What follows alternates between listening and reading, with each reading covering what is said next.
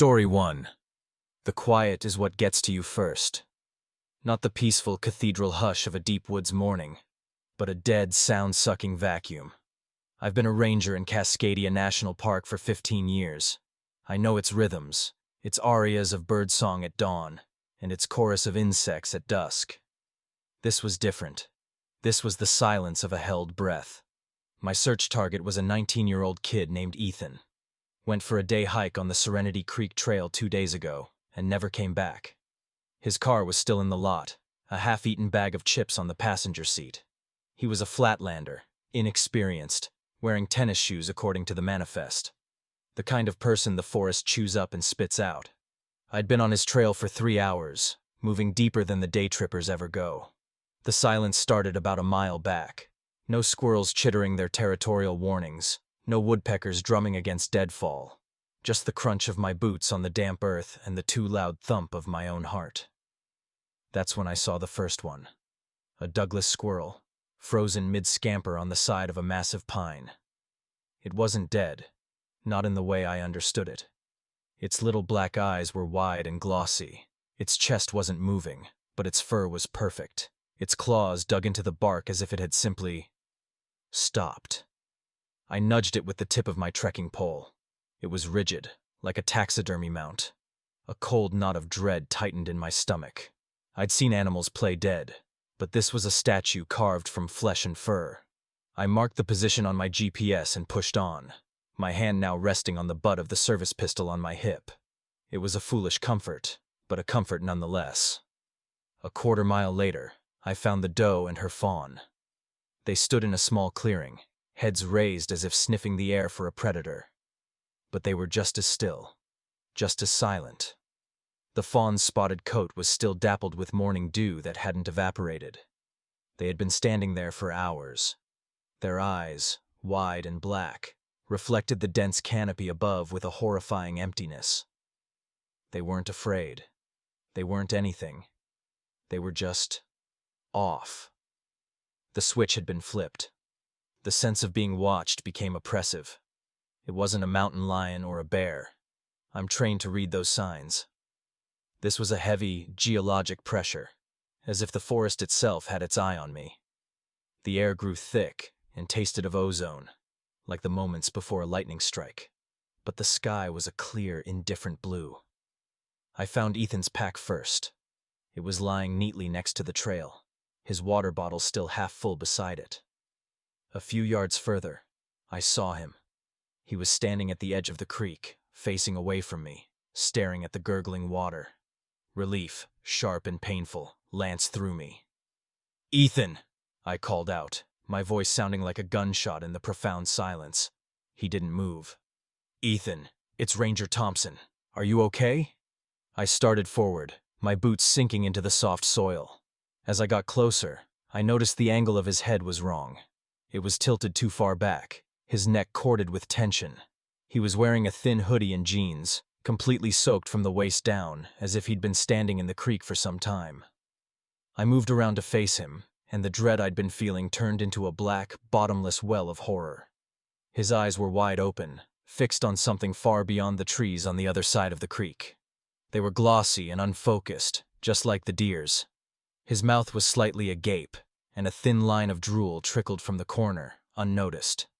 He was breathing, but it was a shallow, automatic process, a biological function divorced from a conscious mind. But the worst part, the part that haunts me when I try to sleep, was the sound. In the crushing silence of the forest, there was a tiny, rhythmic noise.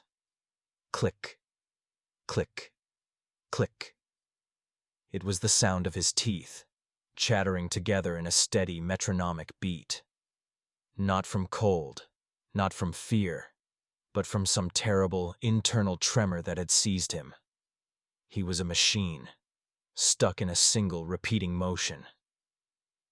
"Ethan?" I whispered, reaching out a hand but afraid to touch him. His eyes didn't flicker. He didn't blink. He just stood there, staring into nothing, his teeth clicking away the seconds in this silent, broken part of my forest. I wasn't looking at a lost hiker anymore. I was looking at a shell, Whatever had stopped the squirrel and the deer, whatever had drained the life from this patch of woods, had found him first. And now, as I stood there with the unnatural quiet pressing in, I knew it had found me too. I just didn't know if it had finished with me yet. Story 2. The air in the High Sierra was thin and bitingly cold, even in late August. It was the kind of cold that seeped into your bones, a constant reminder that you were a fragile anomaly in a world that cared little for your warmth.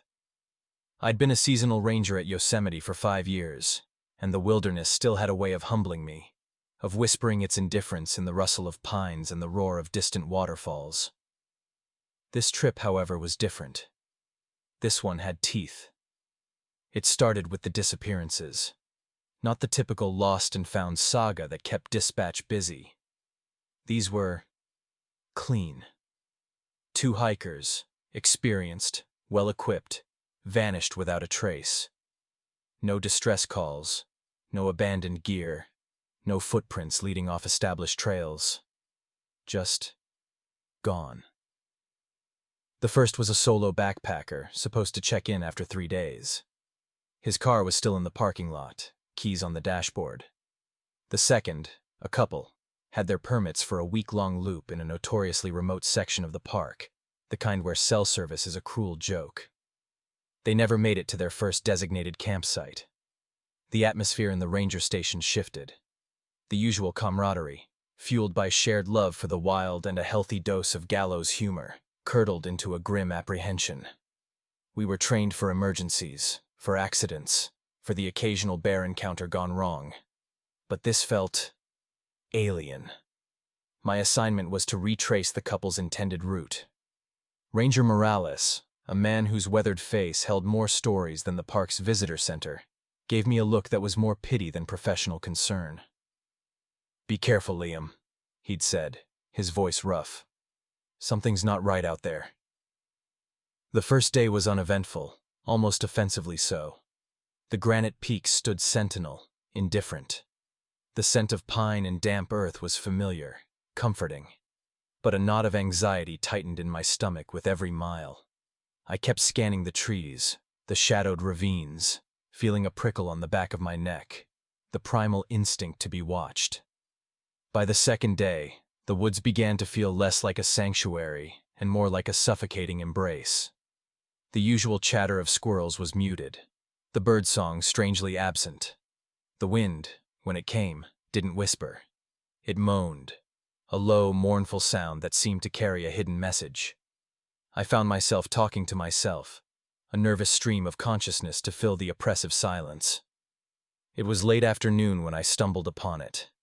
Not a campsite, not a trail marker. It was a clearing, unnatural in its starkness.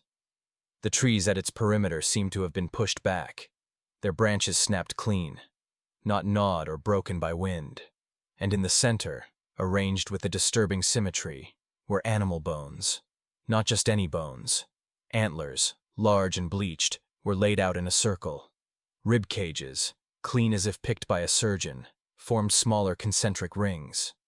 And in the very heart of the arrangement, a single perfectly preserved deer skull sat upright, its empty socket staring at the darkening sky. My blood ran cold.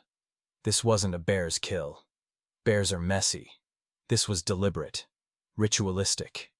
The sheer stillness of the clearing was profound, a void where life should have been teeming.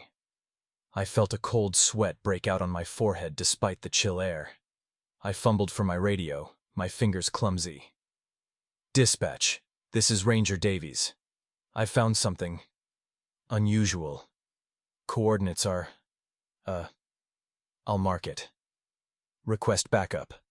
Possibly a biologist." My voice, usually steady, trembled. As I spoke, a sound drifted from the dense undergrowth at the edge of the clearing. A low, guttural chuffing, unlike anything I'd ever heard. It wasn't a growl, not a roar. It was deeper, rougher, a sound that vibrated in my chest. Then, a rustle. Not the light scampering of a squirrel, but a heavy, deliberate movement. I raised my rifle, my heart hammering against my ribs like a trapped bird. The clearing remained empty, but the feeling of being observed intensified, pressing in on me from all sides. The chuffing came again, closer this time, accompanied by the snapping of twigs. I backed away slowly, my eyes darting from shadow to shadow. I never saw it. Not clearly. Just a flicker of movement, a suggestion of something large and dark, disappearing into the impenetrable wall of trees as quickly as it appeared. The air grew heavy, thick with a scent I couldn't place. A metallic tang, like old blood and something else, something wild and ancient. I reported the clearing and the sounds, my voice a strained whisper. Morales and a small team met me at the edge of the woods. They saw the arrangement of bones. They heard my shaking description. But when they ventured into the clearing, the feeling of dread, the unsettling quiet, seemed to have receded. The bones were there, undeniable, but the unseen presence had vanished. We searched for 3 more days, scanning the dense forest, the treacherous ravines. We found no trace of the missing hikers. No footprints, no discarded items, nothing to indicate what had happened. The wilderness remained stubbornly silent, its secrets locked behind a veil of granite and pine. I left Yosemite that fall, not with the usual bittersweet pang of departure, but with a gnawing unease that has never quite left me. I still look at maps of the High Sierra, at the vast, untamed expanses. And sometimes, when the wind howls just right outside my window, I think I hear that low, guttural chuffing, and I remember the chilling indifference of the woods, and the unsettling suspicion that something ancient and hungry still patrols its silent, empty spaces, something that doesn't leave a trace.